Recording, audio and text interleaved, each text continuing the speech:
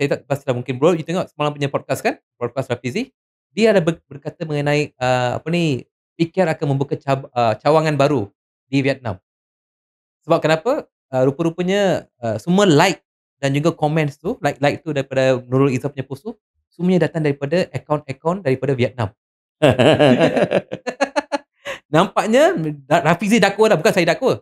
Rafizi dakwa, Nurul Izzah tengah menggunakan bot untuk menaikkan like dan juga views.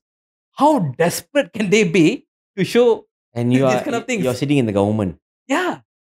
It shows very blatantly mereka tidak ada sokongan rakyat pada hari ini. Sudun, ini memang parti lawan tetap lawan. Saya setuju. Sebab dulu dia punya lawan tetap lawan terpakai pada Najib dan juga kerajaan Barisan Nasional pada masa itu. Hari ini dia punya lawan tetap lawan terpakai pada orang-orang yang berada dalam parti sendiri.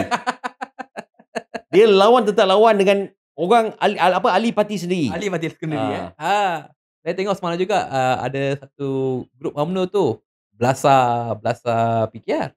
Jadi memang lawan tetap lawan lah, walaupun mereka I pun ada nampak video tu. Masih walaupun mereka perpaduan unity government, lawan tetap lawan. Mereka masih cuba menipu rakyat mengatakan mereka ni bersatu. Tapi honestly mereka tak ada. Nampak sangat the crack is very blatantly there.